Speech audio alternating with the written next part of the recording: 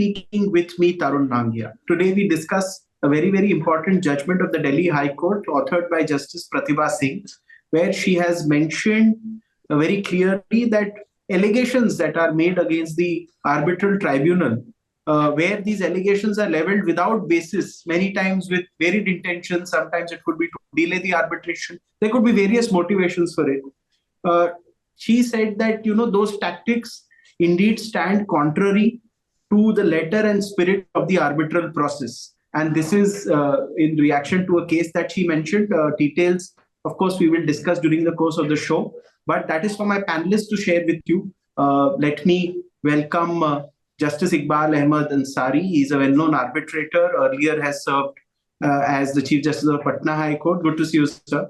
I have with me somebody who has worked a lot in the field of arbitration and also works as an arguing counsel at the Delhi High Court and the Supreme Court, Amir Singh Pasreech. He is the treasurer and the management board member of the International Bar Association, and he is the managing partner and counsel to ILA, which is International Law Affiliates. I correct myself. The law firm that he had co-founded in the year 1998. He is also the president of the Oxford and the Cambridge Society of India. So a lot on his plate. Good to see you, Mr. Pasreech, and looking forward to some interesting insights from you. I have with me Advocate Kartik Seth from the Chambers of Kartik Seth. Kartik Seth practices at the Delhi High Court, the Supreme Court, NCLT, and other forums. Good to see you, Kartik. Kartik recently was appointed as a trust advocate for the Leelavati hospitals. Many congratulations on that. And on this show, he will bring in his experience of the arbitrations that he's been part of, and also what Justice Pratibha Singh said. At the outset, let me request Justice Ansari to give his opening comment, and then we move towards the discussion. Over to you, sir. You see, the case is very simple, and I must congratulate the judge that she has dealt with it very simply, not high-five words, etc. What happens in this case, the allegation was made that two of the arbitrators had leaning towards NHAI. That was one of the bodies in the arbitration. And that they lack legal acumen in the sense that they had no knowledge of law. And for them to evaluate evidence was difficult. So dealing with these allegations, which were not supported by any material, Justice Pratibha Singh says that it is contrary to the spirit of arbitration process or Arbitration Act. If I can paraphrase her language, it says that if you make allegations against an arbitrator without being supported by any material, it will defeat the very object of the arbitration proceeding. That is what precisely she says. And there is no reason for us not to agree with her observation. And in such a situation, I think it's a kind of a warning to everyone, the litigants and also the counsel appearing in the arbitration proceedings, to ensure that this type of wild allegation is not made against arbitrators. And if they are made, then they must be supported by material so that the court could take some action. In this case, they wanted because the arbitration proceeding has extended beyond the legally permissible period.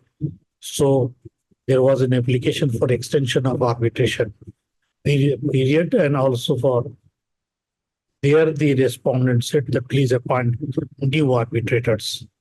That is where the problem started, which obviously has not been agreed with. The same arbitration proceeding has been extended. To my mind, I cannot comment on the correctness of the judgment, but because that will be for our superior courts to do. As far as I'm concerned, the judgment is all right. And the observations made are very effective and should open everybody's eyes. And sees the other two gentlemen on the panel are more conversant with the arbitration proceeding. They have been attending various arbitration tribunal. So they may be able to say that perhaps there must be good reasons for the judge to give this kind of a subtle warning. I tell you. Point very well taken. Thank you for the opening comment, sir. We'll go to Advocate Amar Singh Prestige for his comment. Well, good evening. Well, it's a very interesting award for judgment for a different reason, and that is that it dates back to the 1940 Arbitration Act, and your lordship may remember that there was a limit of 4 months within which an arbitration had to be completed. And I did a little quick research, which was, I found it academically interesting.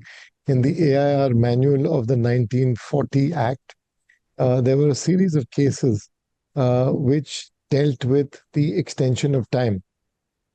And that was earlier in Schedule 1 of the Act, I think Rule 3, whereby it said you can apply for extension and the jurisdiction of the arbitrator in all those cases did not lapse. So unless there is an overt finding of the court that the jurisdiction is over or the arbitrator withdraws, the jurisdiction continues subject to there being some kind of extension granted either by the court or by the parties by consent.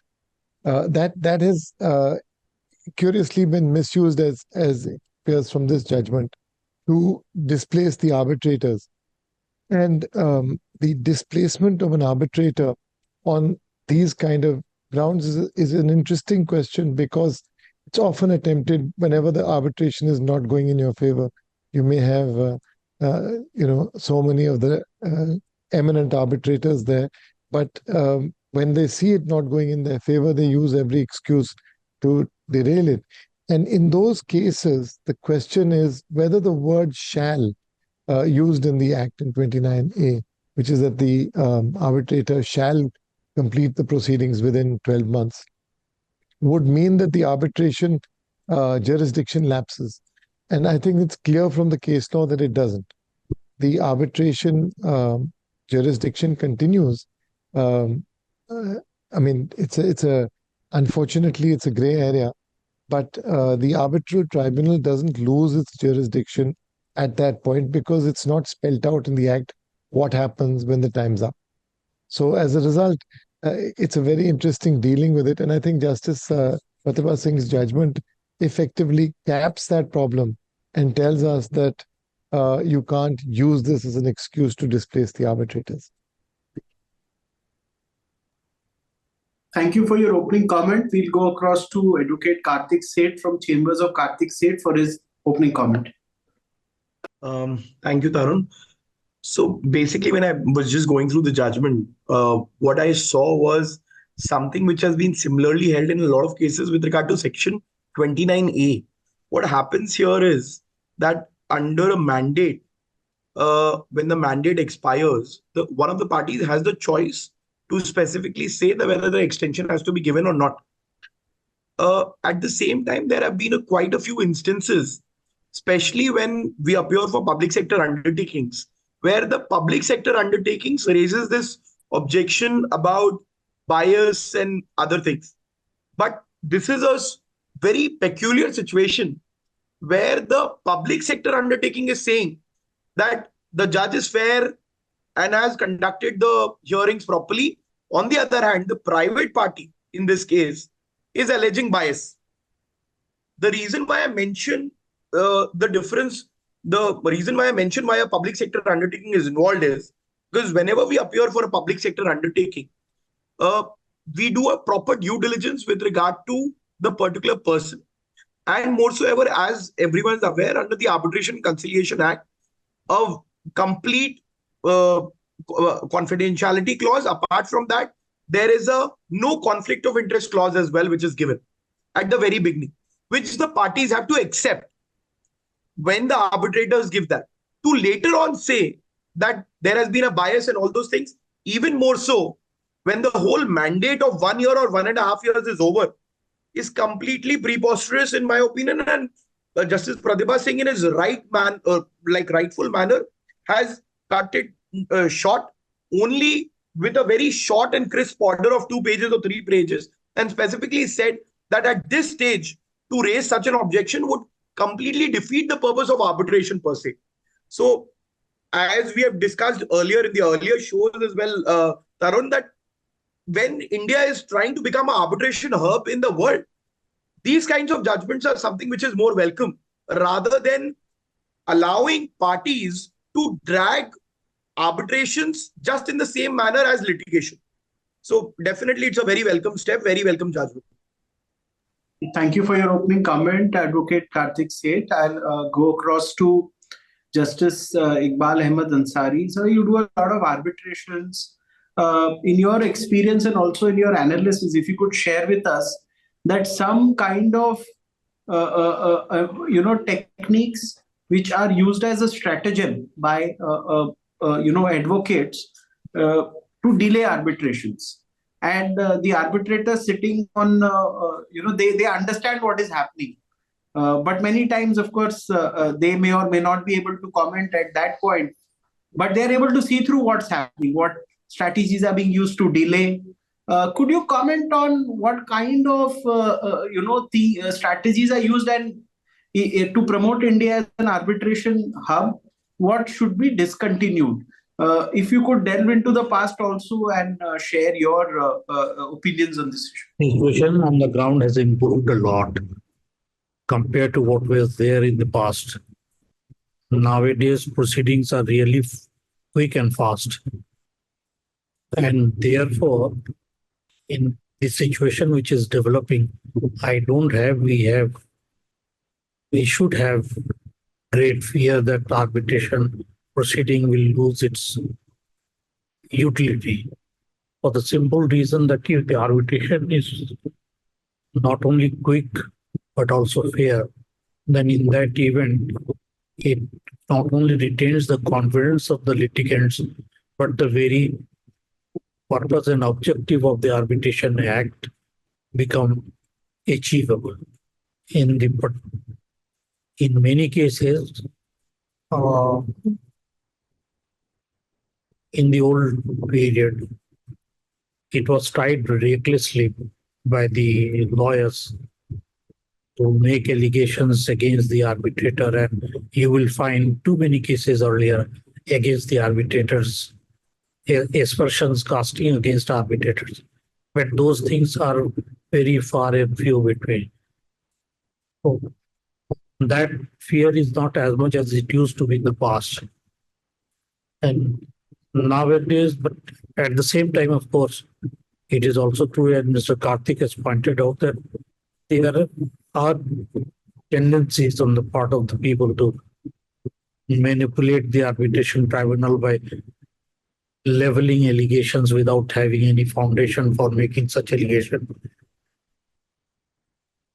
I think it is time that India proceeds ahead without being entangled into all these kind of problems, and judgments like the one which we are discussing, and judges like Pratibha Singh will come in the way of definitely advancing the object of the Arbitration Act. Thank you. Thank you for your comment. I'll go to Advocate Amir Pasrich. One thing I want to know from you, how important is the role of courts in a country like India on cracking down on acts where you're trying to pressurize the arbitral tribunal by making allegations or delay the arbitration by making these kind of allegations? Could you comment on the role of the courts? Because see, the courts have very strong powers. Sometimes these are used also to get into the award, and we have seen awards being set aside also. My point is that to what extent and how frequently should the courts interfere, and when should they step back? Because both are important. The court's interference is welcome, but when they should soft pedal the situation is also an important issue. Could you analyze the situation for us, and how will these kind of matters then land up in courts? Because I think this is not the last time that these kind of allegations are leveled, and there'll be going to be some instances in future when these kind of issues may come up.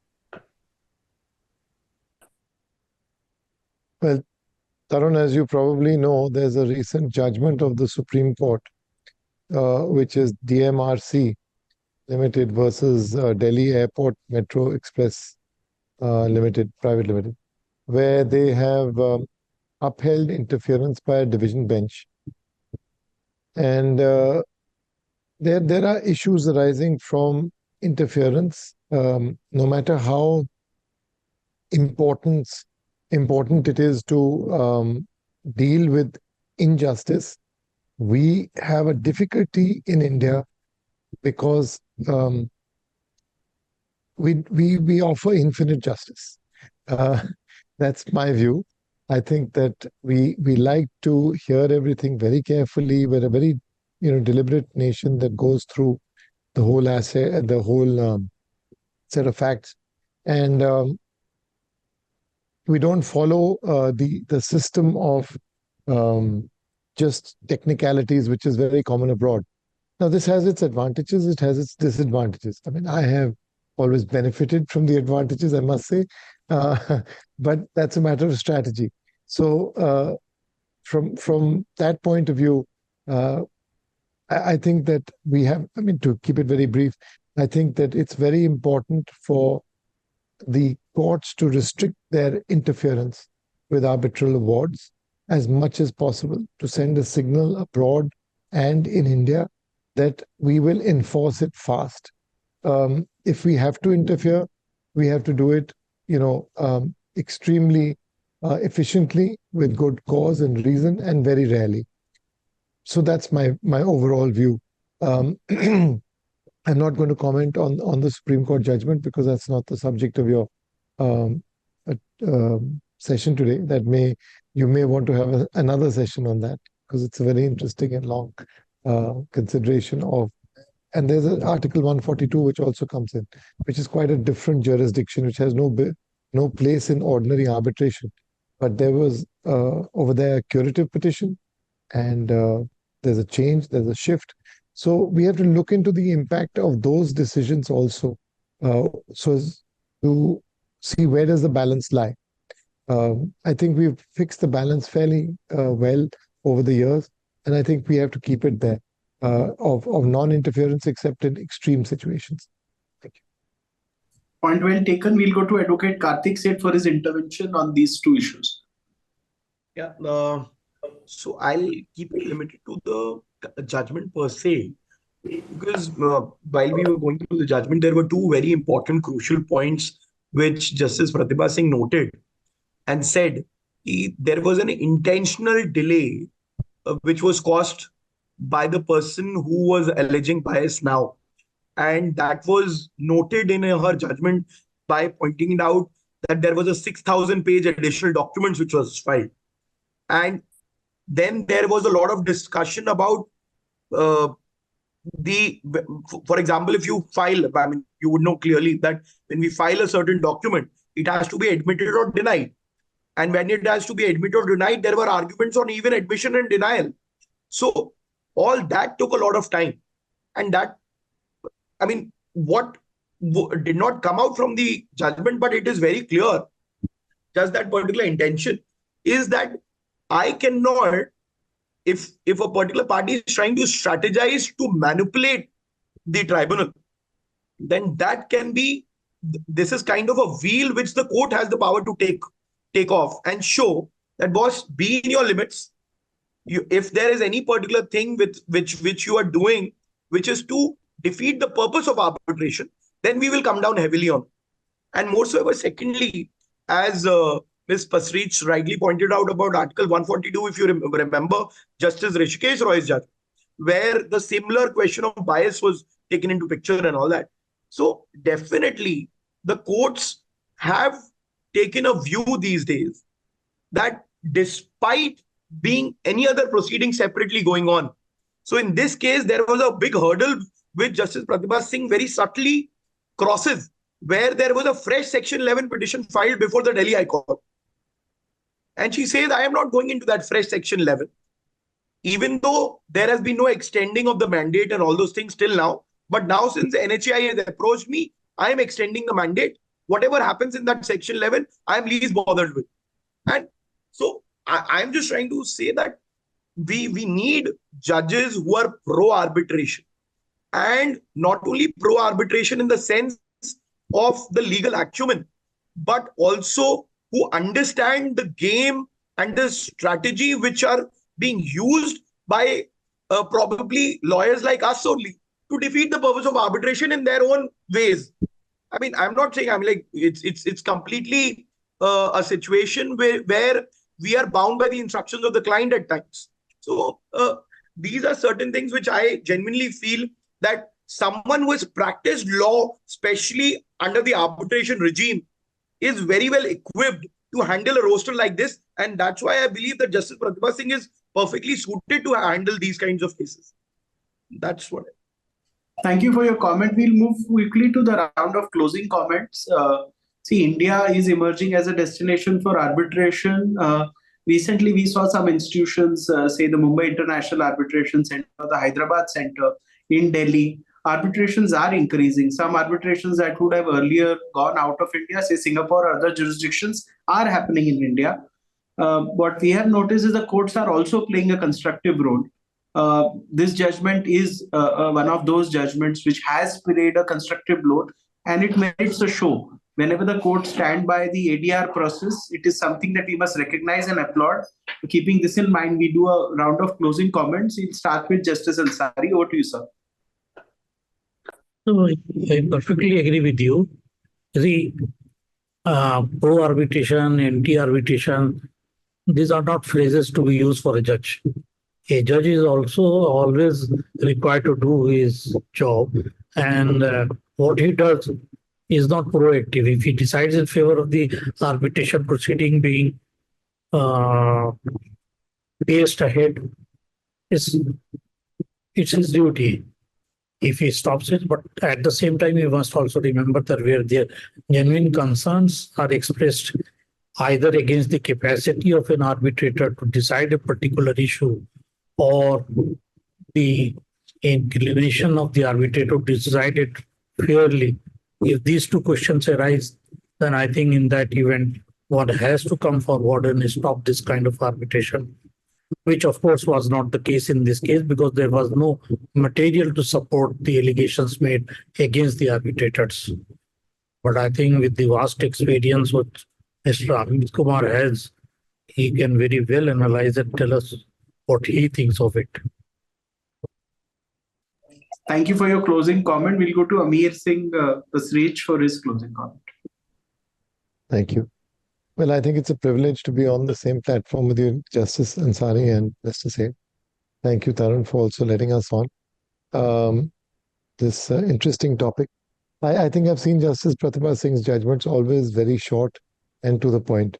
And I think you were right to pick up this judgment because it very quickly and quietly caps something which is a matter of jurisdiction also, as to whether a tribunal jurisdiction just ends on the day when 12 months are over.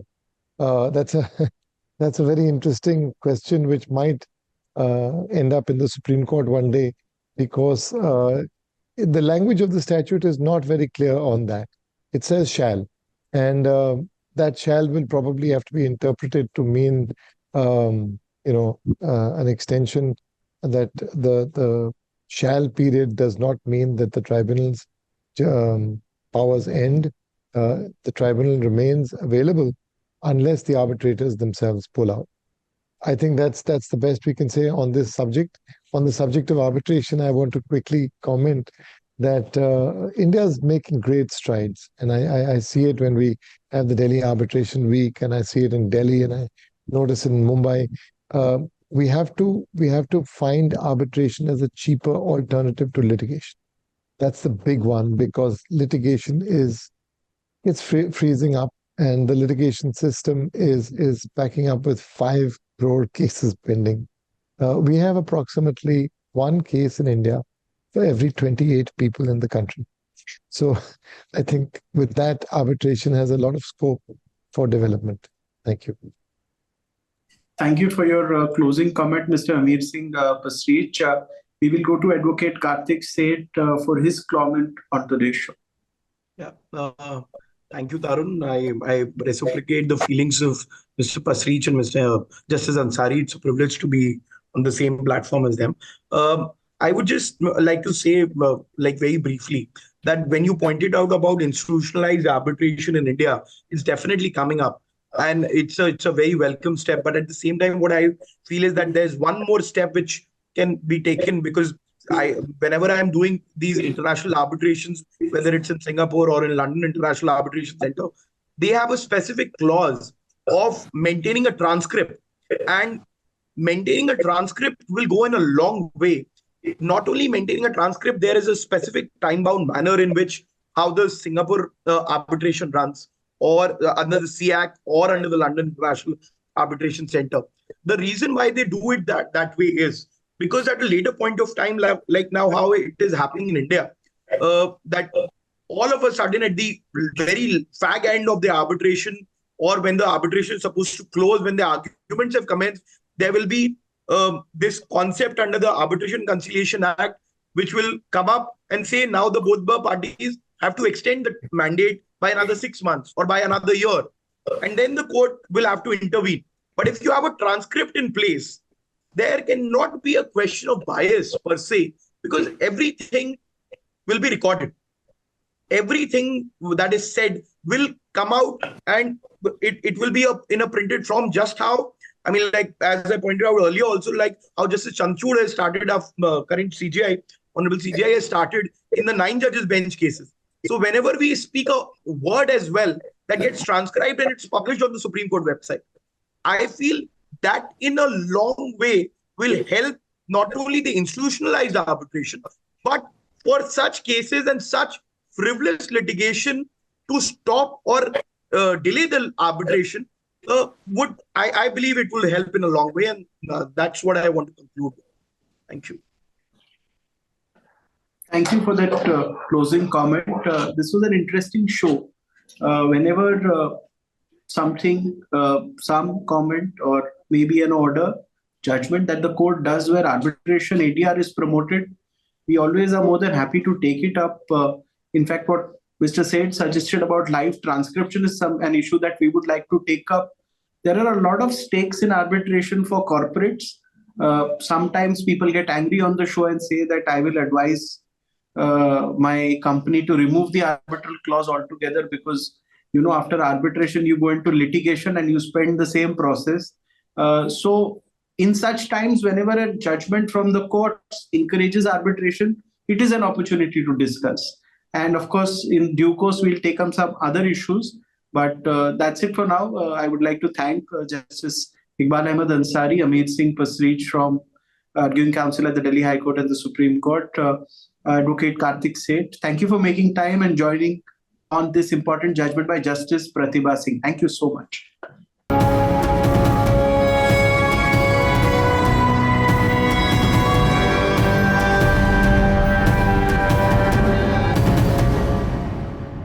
For more such videos, subscribe to the NewsX YouTube channel, hit the bell icon.